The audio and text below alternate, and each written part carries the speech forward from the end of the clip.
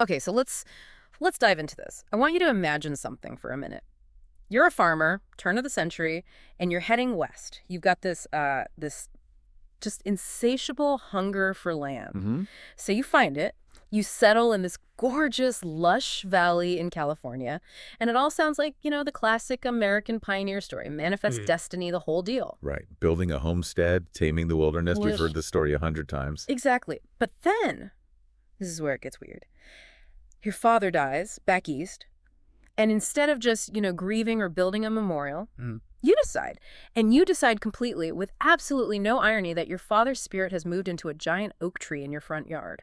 And it's not a metaphor. It's not like, oh, this tree reminds me of my dad's strengths. No. Yeah. You start actively talking to the tree. You offer it wine. You ask it for advice on the harvest. Mm-hmm. You are treating that bark, that wood, as the literal physical embodiment of your dead father. And it gets so intense that eventually you try to offer your own newborn child to this tree. So today, we are definitely not looking at the Steinbeck you read in high school. No. This isn't the Grapes of Wrath. It's not of mice and men. We are diving into something much, much stranger, a little darker, and I think way more interesting. We are unpacking John Steinbeck's To a God Unknown. It's such a fascinating book to do a deep dive on because this is, you could say, Steinbeck's weird phase. Yeah, that's a good way to put it. Or maybe his most experimental phase. Mm-hmm. It's very early Steinbeck.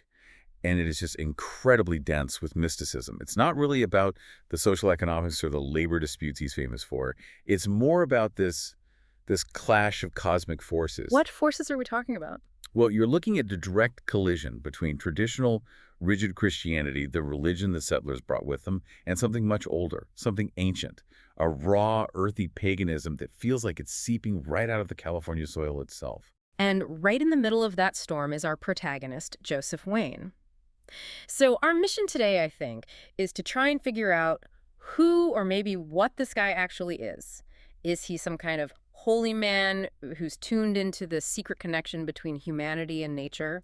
Or is he a dangerous lunatic? Yeah. A man who is so obsessed with his own mystical ideas that he completely destroys his family because he can't tell the difference between what's real and what's in his head. That is the big question, isn't it? Because Joseph Wayne he's one of the most complex characters. He seems to be running on a totally different operating system from everyone else. He absolutely is. And to understand him, you can't just look at what he does in California. You have to go back to his origins. You've got to go back to the snow, to the granite. You have to go back to Vermont. Right, let's set that scene. We're not in sunny California yet. We are in the dead of winter in Vermont. It's cold, the land is hard, and Joseph goes to see his father, John Wayne. And the text right away gives us this incredibly striking detail about their faces. Mm-hmm. It says they both have faces like stony substance. Stony substance? What does that even mean? I think that is such a crucial place to start. It's not just saying they're tough guys, weathered by the farm work. It suggests they're elemental. Oh, okay. Like they're less flesh and blood and more like the granite of the mountains around them. It implies this lack of fluidity, maybe a lack of the softer human emotional range. Mm-hmm. They are durable, they're unyielding, and maybe a little bit cold. They're part of the geology of the place. And so Joseph goes to this granite father and says, basically, I'm leaving, I'm done. He says, I have a hunger for land. And he doesn't mean it like he wants to get into real estate. No. He describes it like a physical craving, a fever, a lust. It's a biological imperative for him. He looks at the family farm in Vermont and says, it's finished, it's all played out, the soil is thin, it's given all it can give. He needs something raw, something new. And this is where we get the first hint that this is not your typical father-son dynamic. The blessing. Yes, the blessing. It isn't a hug or a handshake or a good luck son. It's a full-on ritual. He makes Joseph put his hand on his beard. That felt so Old Testament to me. I was thinking of Isaac and Jacob, that kind of patriarchal, almost biblical level stuff, like something right out of Genesis. Precisely. Steinbeck is doing that on purpose. He's invoking that deep history of patriarchy. The father even says, my father did it this way. A custom so old cannot be wrong. He's establishing this line of authority that goes back generations. He represents the old law. But then, and this is the twist that just sets up the entire book, he pivots. He goes from the biblical to the ghostly. He really does. This part actually gave me chills when I was reading it. The father knows he's going to die soon. And he looks at Joseph and tells him, I'll go right along with you, over your head, in the air. It's a promise of haunting, a literal promise. It is, but he frames it as if it's helpful. He says, I'll be curious. There might even be some way I could help you now and then. He's talking about helping Joseph find lost cows. From beyond the grave. Yeah, it's all casual about it. Don't worry, son. I'll be a ghost. I'll just float over your head and I'll help you run the ranch. And that casualness is the key. It establishes right from the beginning that for these men, there is no hard boundary between the living and the dead, or between the human world and the natural world. That's a great point. The father sees his own spirit as just another tool for the farm, like a good plow or a strong ox. So when Joseph leaves Vermont, he has this seed planted in his mind. His father isn't really disappearing, he's just relocating. So when he gets to California, he's not just looking for a good plot of land. He's kind of primed to find his father already waiting for him there. He's expecting it. So Joseph heads west. He makes the journey, and he finds this valley, Nuestra Señora, which means the Valley of Our Lady. And if we thought that stony-faced description was intense, the way Steinbeck describes Joseph's reaction to this valley it's on a whole other level. It's not just, oh, what a nice view. No, it's charged. It's electric. Let's just be blunt about the text here. It is entirely sexual. It really is. Steinbeck writes about a curious femaleness in the valley. The hills are described like hips and breasts, the grass is lush and damp, and when Joseph finally gets the deed to his own piece of land, he doesn't just, survey his property. No. He throws himself face down in the grass. He digs his fingers into the wet earth. He's rolling in it. He literally rolls around in the mud, and then he cries out, "It's mine! Down deep, it's mine! Right to the center of the world!" And then this line just blew me away. Right after that, he says, "I'll need a wife." Yes. It's like the land itself turned him on so much that he immediately needs to consummate the feeling.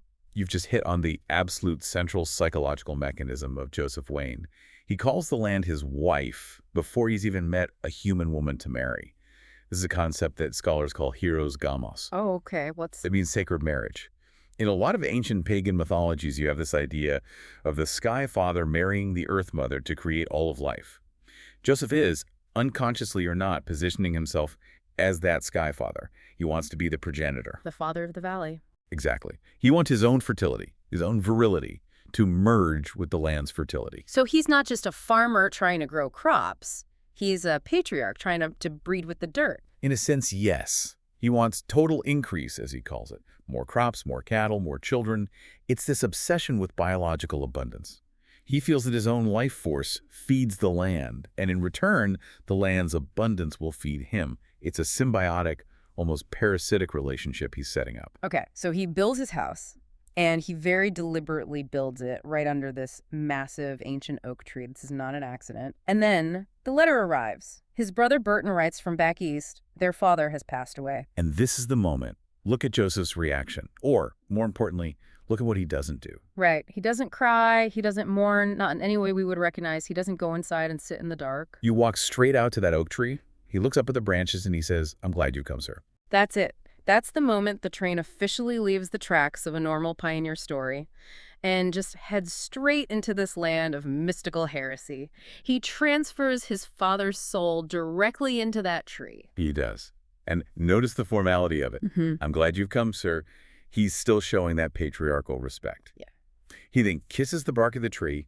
He tells it, "I didn't know until now how lonely I've been for you." He has successfully integrated his dead father into his new world. That tree is no longer just wood and leaves. It is the patriarch. It has become the household god. It's like he's anchoring himself to the place. He's got the land, which he sees as the mother, his wife, and now he has the tree, which is the father. He's created this complete spiritual ecosystem right there in his own front yard. That's a perfect way to put it. He has recreated the primal family unit, but he's used the landscape to do it. And this sets up the central conflict for the rest of the book. Because Joseph isn't going to be alone in this valley for long. Right, he invites his brothers to join him. And, let's be honest, not everyone is going to be cool with worshiping a tree. No, probably not. So let's talk about these brothers. Because they are characters, obviously, but they feel like more than just people. They feel like archetypes. It's like Joseph went out and collected one of every type of human being to bring to his ranch. Steinbeck is definitely playing with archetypes here. The ranch becomes this microcosm of humanity. You have Joseph, who is the mystic, the earthman, and then you have his brothers, who represent all these other ways of engaging with the world. Where should we start? Maybe with Thomas. Thomas is fascinating to me. He's the animal guy. The text says he has this connection with animals that he just doesn't have with people. He has a pet raccoon he carries around. He's always surrounded by dogs. He's the one who delivers the cabs. He's the midwife to the cows. Yeah. But he's also, I don't know, weirdly cruel. Or maybe cruel isn't the right word. I think cruel is a human judgment. Thomas represents the animal nature of man. He is amoral. And I mean that in the strictest sense of the word. He is without morality, just like nature itself. He isn't evil, but he totally lacks human sentimentality. Right. There's that scene where he pulls his dog's ears until they whine, but they just come right back to him, loving him anyway. And the raccoon scene. That's the one that really defines him. Oh, that was so jarring to read. It is. He has this pet raccoon that he carries everywhere, dotes on it. But at one point, the raccoon bites him. And Thomas, instantly with zero emotion, kills it. He just snaps its neck and tosses it aside. He kills his own pet and then just goes right back to what he was doing. Because in Thomas's world, the raccoon broke the contract. It's pure instinct, cause and effect.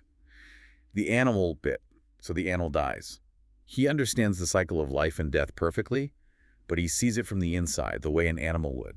So he doesn't have Joseph's mysticism. He doesn't think the land is holy or anything. No, he just knows how it works. He knows the mechanics of it.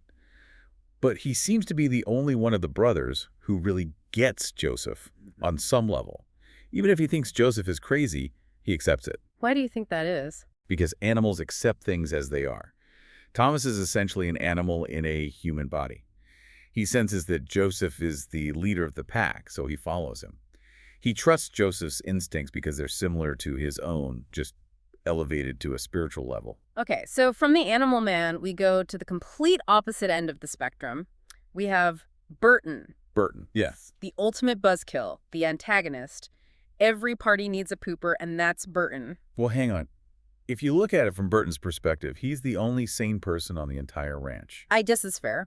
Burton is the religious ascetic. He's celibate, he's strict, he's Protestant. And the text has that great description of him. A strong man in the Lord, a weak man in the stomach. I love that line. It tells you everything you need to know about him. He's spiritually rigid, but he's physically weak. He's the guy who gets sick to his stomach when things get too messy or too real. And he hates the valley. From the moment he arrives, he thinks it's evil. He senses the paganism immediately. He sees Joseph shouting at a bull to mount. She's ready. And he's physically horrified by it. To Burton, nature is something to be tamed, to be controlled, or to be feared. It's the wilderness where the devil lives. So for Joseph, the valley is a church. But for Burton, the valley is a pit of devil worship. Exactly. It's that classic clash, the church versus the earth. Burton wants to impose order and law and scripture on the land. Joseph wants to unleash its fertility and its chaos. Burton relies on a book, the Bible, for his truth. Joseph relies on his senses and the soil. They are fundamentally incompatible. Yeah. And then, just to stir the pot and make things even more complicated, you have the last brother, Benji. The baby of the family, the drunkard. The hedonist. Yeah. Benji is pure, unadulterated appetite.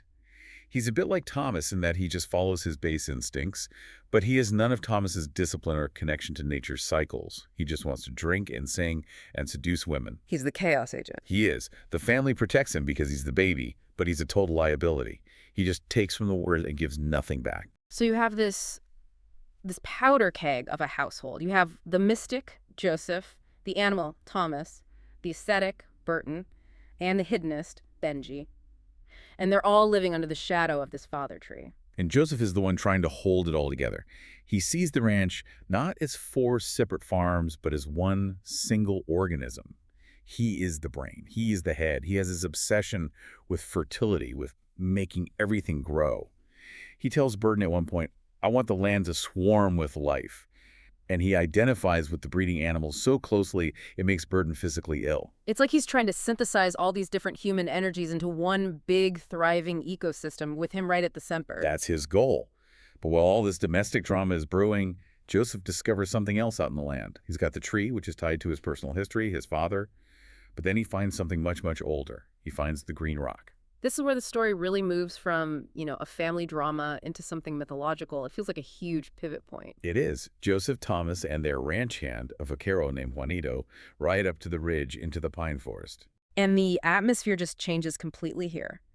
The valley below is lush and warm and female, as he calls it. But the pine forest is dark, it's silent, it's oppressive.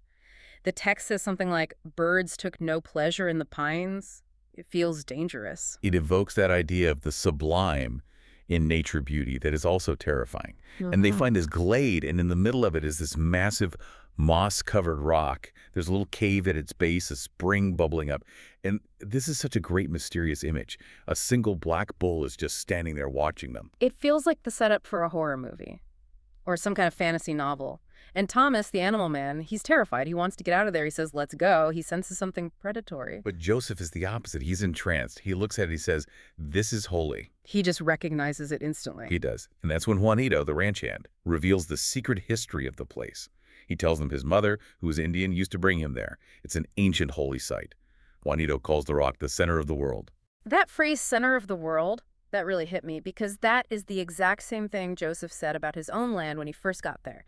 He yelled, down deep, it's mine, right to the center of the world. Exactly. It's the concept of the omphalos, the navel of the world. In many ancient cultures, there's this idea of a sacred spot that is the connection point between the earth and the heavens. Joseph feels a connection to this pagan site that is just as strong, if not stronger, than his connection to the tree. But what's the difference? Why both? Well, think about it. The tree is personal. It's his father. It's his family history. It's familiar. The rock is impersonal. It's ancient. It belongs to the land's history, not his. It confirms for him that his personal religion isn't just some crazy idea he cooked up. He's tapping into the old things, as Juanito calls them. He realizes his feelings for the land are part of a tradition that is way older than his father's blessing. Okay, so Joseph has the tree, his ancestor, and the rock, the spirit of the earth itself. He's got all his spiritual bases covered, but he's still missing one piece. Remember what he said when he first got there? I'll need a wife. He needs that increase he's always talking about. He needs to breed. And so, enter Elizabeth. Elizabeth McGregor, the school teacher. This is such a painful and fascinating courtship to read. It really is, Yeah. because she represents everything the Valley is not. She's civilization, she's logic, education. The book says she knows fractions and poetry.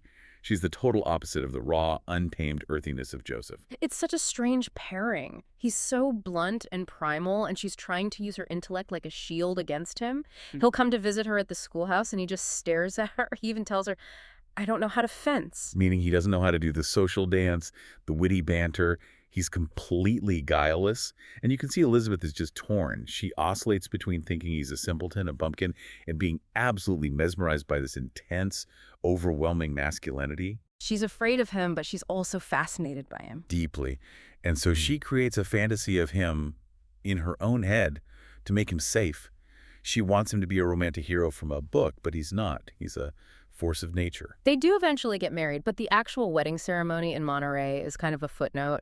It's a somber, boring affair. The real wedding is the drive home to the ranch. They have to go through this mountain pass, which is just called the pass, to get into the valley. And this scene, wow, there is so much subtext here, it's barely even subtext. It's thick with symbolism. The pass represents a transition. It's like a birth canal. Elizabeth has to pass through it to leave her old life behind and enter Joseph's world. And she is terrified of it. She feels like she's going to lose herself, her identity. She even says it's a bitter thing to be a woman. She feels like everything she was, the independent school teacher, is being left on the other side of that pass. And Joseph's response to her fear is so fascinating. He doesn't comfort her in a normal way. He doesn't say, it'll be okay, honey. He helps her through it. And he tells her, the bitterness of being a woman may be an ecstasy. What does he mean by that? He's framing her fear, her submission to this new life, as a necessary rite of passage. He's inviting her to let her old self die so she can be reborn as a part of the valley. He is asking her to surrender to the biological role he has chosen for her. It works. When they come out the other side into the valley, she's changed. She sees how beautiful it is. She has crossed over. She stopped fighting the land and has started to accept it. But even after they're married and living on the ranch, she still can't quite get a handle on him. She tries to intellectualize him. He compares him to figures from Greek mythology, trying to fit him into a category she understands. She wants him to be a character from a book she's read. Until Rama sets her straight. Yes, Rama, Thomas's wife. She's the no-nonsense voice of truth in this story. She is. She tells Elizabeth straight up, he is not a man. She basically says that Joseph is a symbol of the earth itself. He's a natural force. Rama is the wise woman archetype. She sees Joseph for what he truly is, and she warns Elizabeth that She can love him, she can even worship him, but she can't ever expect him to be a normal husband. He's too vast for that. He belongs to the valley, not to Elizabeth. Which brings us to the first real tragedy. This is where we see just how not a man Joseph really is. We have to talk about the death of Benji. This is the first major crack in the family structure. Benji, the hedonist, finally pushes his luck too far. He gets caught messing around with Juanito's wife, or at least with women that Juanito feels protective of. And Juanito, operating on his own strict code of honor, stabs him. So Benji is dead, and the family, specifically Joseph and Thomas, they cover it up. They make it look like an accident to avoid having a coroner or an inquest. They don't want the outside law involved. They want to handle it internally. But what's truly shocking is Joseph's reaction, or I should say his lack of reaction. He goes out to the tree to his father, and he reports what happened. And listen to the specific language he uses. He says, "Benjamin is dead, sir. I am neither glad nor sorry." That line defines him. Neither glad nor sorry. How can you not be sorry that your own brother is dead? It's just so cold. Because at this point, Joseph is functioning outside of human morality. He has adopted the perspective of nature itself. To him, Benji's death is just like a crop failing or a cow dying. It's just an event. It's just so. Nature isn't sad when a leaf falls in autumn. It just grows a new one in the spring. Joseph has lost his human capacity for grief because he's adopted the Earth's much larger capacity for endurance. He sees the big picture so clearly that the individual tragedy of his brother just doesn't register with him emotionally. And then he goes to meet Juanito, the killer, up in the pines by the Green Rock. And Juanito's expecting to die. He wants vengeance. He wants justice. He actually hands Joseph the knife. Juanito is still operating on a human code. Blood for blood. He expects punishment. But Joseph refuses to give it to him. He tells Juanito, "I have no power to punish." He sees Juanito's action as something natural, like a bird dog, pointing at a bird. It was in Juanito's nature to kill Benji, just as it was in Benji's nature to get himself killed. That is just chilling. It's so detached. It's almost robotic, but in a biological way. It's superhuman. It's the perspective of a god, or maybe a mountain. It's not the perspective of a brother. A brother would be angry. A brother would want revenge. Joseph just sees the gears of a mechanism turning. Juanito exiles himself until the bones are clean, but Joseph just goes back to work. He's lost a brother, but the ranch continues. So Benji is gone. One of the archetypes is removed from the board. And now we get to the fiesta. Joseph decides to throw this massive New Year's party for the entire valley. This scene is an absolute masterpiece of clashing worldviews. Yeah. You have the official, organized religion right up against the unofficial, primal religion. Father Angelo, the Catholic priest, comes to the ranch to say Mass. He represents the civilized, ordered worship of the church. But while the priest is getting his altar ready, Joseph is doing his own thing. He pours a libation of wine onto the ground for the earth and onto the bark of the tree. And Father Angelo catches him doing it, and he warns him. He says, and I love this quote so much, "The devil owned this country long before Christ." It's a stunning admission from a priest, isn't it? It is. He knows that Christianity in this valley is just a thin veneer painted over something much, much older and stronger. He knows the old things are still there. He acknowledges that the land itself has a spiritual weight that predates his own religion. And the dance at the fiesta proves him right. Yeah, the dance, it starts off normal enough, waltzes, social dancing, but then the guitars get faster, the rhythm takes over, and it turns into this primal stomping ritual. The book says it stops being a social event and becomes a powerful prayer. It becomes a rain dance. Without even consciously realizing it, the people are stomping on the dry earth to wake it up. They're reverting to a form of paganism. And Joseph feels it more intensely than anyone. He believes that their collective energy, their desire, is literally forcing the sky to open up. He thinks he is summoning the rain. And sure enough, the storm comes. A massive thunderstorm breaks the long drought, and everyone there interprets it differently, through their own lens. Right. Burton, the ascetic, calls it God's voice in anger. He's terrified. He thinks God is furious about the pagan dancing. And Thomas, the animal man, what does he call it? He just calls it a thunderstorm. And Joseph? For Joseph, it's fertility. It's the sky impregnating the earth. It's the answer to his prayer. And right in the middle of all this atmospheric pressure, this surge of energy, Elizabeth pulls him aside and reveals she's pregnant. The fertility of the land and the fertility of his family are perfectly synchronized again. Joseph has achieved his goal. He has his increase. The rain is falling, the crops will grow, and his child is on the way. But this pregnancy is not all joy and light. As the baby grows inside her, Elizabeth becomes obsessed with that green rock up in the pines. She starts going up there alone. This is a real turning point for her character. She goes to the holy place, but without Joseph there to act as her filter, she sees it for what it truly is to her. Terrifying. She has a vision or maybe a hallucination of a shaggy goat in the cave. Pan imagery. The satyr. The devil. Exactly. And she feels the ancient things in her blood rising up. And she becomes terrified that this pagan force is going to somehow enter her child. She realizes that the valley isn't just beautiful, it's haunted by these old, dark forces. She starts praying to Jesus to protect the baby from the forbidden things. She's trying to build a spiritual shield around her womb. It's a battle for the soul of the unborn child. Is it going to be a child of Christ, like Elizabeth and Burton want? Or is it going to be a child of the earth, like Joseph and the rock? And then comes the birth. And Joseph is Joseph. He delivers the baby himself. Rama tries to kick him out of the room. Men aren't supposed to be there for the birth. But he just refuses to leave. He says, it's a thing for me to do. He cuts the cord himself. His hands are covered in blood. He is completely immersed in the biological reality of it all. He takes ownership of that life from the very first second. He's not a spectator father. He is a full participant. It's a boy. And this leads directly to the climax of the story, the moment that finally shatters the family for good. Joseph takes the newborn baby. And where does he go? He goes straight to the tree. He wants to put the baby in the crotch of the giant oak tree to introduce him to the grandfather, to the spirit of the place. And this is the final line in the sand for Burton. Burton has tolerated the tree talking. He has tolerated the pagan dancing. He even somehow tolerated the complete lack of grief for Benji. But this, offering an innocent Christian soul to a tree. To him, it's idolatry, it's heathenism. It's Moloch. It's child sacrifice. It triggers his deepest, most fundamental religious fears. And he steps in. He begs Joseph not to do it. He calls it letting evil in. He says, I've seen you sneaking out to the tree at night. And he demands that Joseph swear an oath, right then and there, that he will never put the baby in the tree. And Joseph's response. He refuses. He says, I'll swear nothing. Why? Why not just lie? Just say the words to make his brother happy and keep the peace. Why is he so stubborn on this point? Because to Joseph, the tree isn't evil. The tree is protection. It's family. It's the source of his luck and the ranch's prosperity. He believes that to deny the tree would be to deny his own father, and that cutting the child off from that spirit would actually be dangerous. But for Burton, that refusal is the ultimate confirmation of damnation. By refusing to swear the oath, Joseph has, in Burton's mind, openly chosen the devil over Christ. So Burton leaves, he packs up his wife and his children, and he gets out. He says he cannot live with the pagan Ra anymore. And as he's walking away, this final image is so powerful.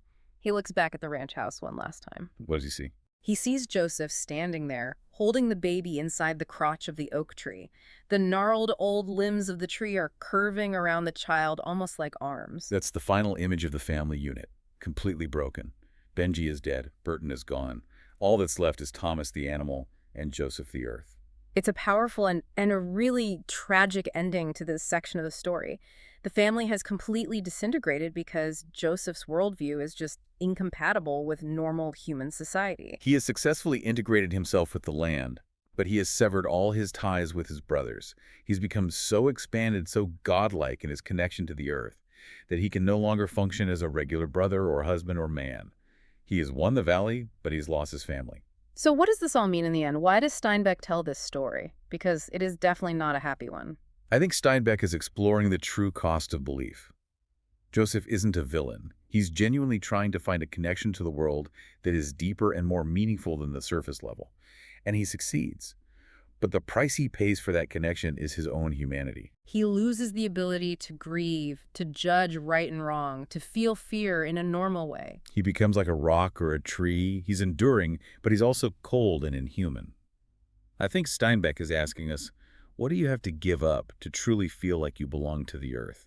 Is it worth the price? And it makes you wonder, from his perspective, is Joseph protecting his family by offering them to the land? Or is he, as Burton believes, damning them? That is the ultimate question of the book, isn't it? Yeah. Is Joseph Wayne a holy man who understands the deep rhythms of the world in a way we can't? Or is he a madman who's losing his soul to the dark, ancient things in the soil? Steinbeck doesn't give us an easy answer. He shows us the beauty of that connection, but he also shows us the terror of it. It definitely makes you look at the world around you a little differently. The next time you see a big ancient oak tree, you might just wonder who or what is living inside it. Yeah, you really might. We often think of nature as just a backdrop for our human stories, but for Joseph Wayne, it was the only character that really mattered. Well, thanks for diving deep with us today. So, as you go about your day, look around your own surroundings. Do you see just a tree, or do you see an ancestor, something to chew on? Deep dive out.